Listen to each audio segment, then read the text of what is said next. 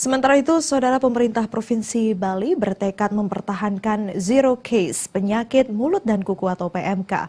Pemerintah telah menyiapkan 170.000 vaksin PMK yang akan didistribusikan ke seluruh kabupaten kota di Bali secara bertahap. Bali sebagai salah satu sentra produksi ternak sapi di Indonesia berupaya maksimal mencegah terjadinya kasus PMK, sekaligus mempertahankan wilayah zero case penyakit mulut dan kuku.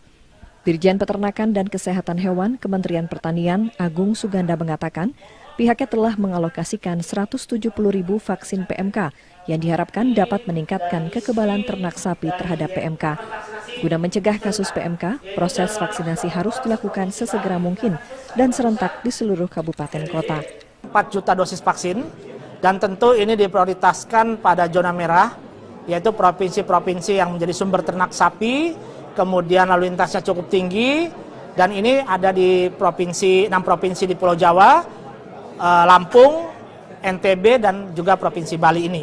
Oleh karena itu, kondisi yang ada di Bali ini kita harapkan menjadi role model bagi provinsi sumber ternak lainnya, dan dalam waktu dekat kami akan mengundang dari Dinas dari Provinsi Bali untuk menyampaikan laporan dan menjadi contoh dan model bagi provinsi yang lain agar yang zona merah ini bisa berubah menjadi kuning atau bahkan menjadi hijau yang kita harapkan di Provinsi Bali ini.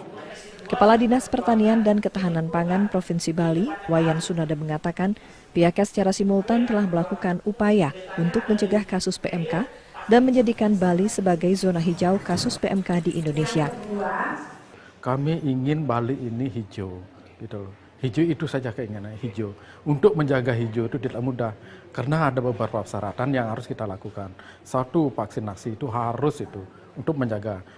Nah, kalau yang di Jawa Timur yang kena itu bukan indukannya, justru anaknya. Karena indukannya sudah divaksin, begitu anaknya lahir, itu kan tidak divaksin, rentan banget itu terhadap PMK, pasti akan kena itu yang kita jaga. Rakor antisipasi dan penanganan serta pengendalian PMK yang digelar Dinas Pertanian dan Ketahanan Pangan ini juga melibatkan stakeholder lainnya. Pemerintah akan menggelontorkan 4 juta vaksin PMK di seluruh Indonesia. Hari Sutarno melaporkan.